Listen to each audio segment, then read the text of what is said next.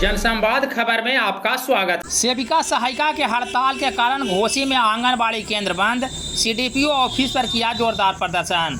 दरअसल घोसी प्रखंड क्षेत्र के सभी आंगनबाड़ी सेविका सहायिका के हड़ताल पर जाने के कारण इलाके में ज़्यादातर आंगनबाड़ी केंद्र बंद पड़े हैं।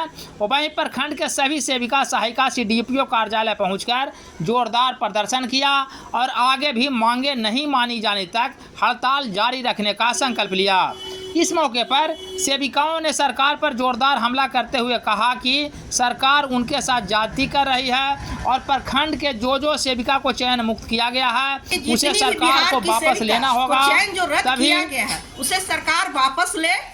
पहला मुद्दा मेरा यही है, तब हम लोग हड़ताल तोड़ेंगे।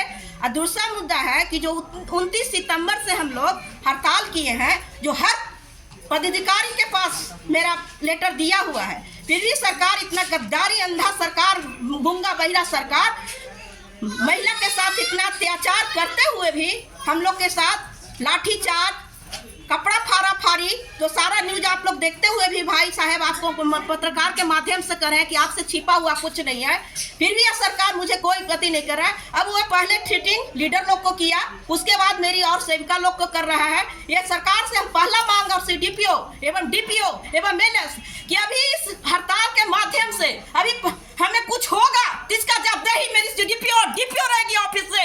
हमारा अभी कुछ भी चाहे होगा तो मेरा धड़कन बढ़ा हुआ है। ये हड़ताल के बीच में हम जान देने के लिए तैयार है, कुर्बान देने के लिए इस सेविका के बीच में तैयार है। जो मेरी घोसी की सेविका को चयन रद्द किया गया है और सब मेरे को किया गया है, तो इससे प्रभा कुमारी झुकने वाली नहीं है। मेरी सेविका हमारे साथ है, इसका लड़ाई आगे को हम बढ़ाएंगे और महाभारत लड़ाई लड़ेंगे। ये सेविका के झांसी की रानी की रूप दिखाएंगे सरकार को। ये सरकार हमको नीचे गिरा रहा है, लेकिन नीचे गिरेंगे नहीं। मेरा नाम प्रभा कुमारी, जिलाध्यक्ष, प्रखंड अध्यक्ष।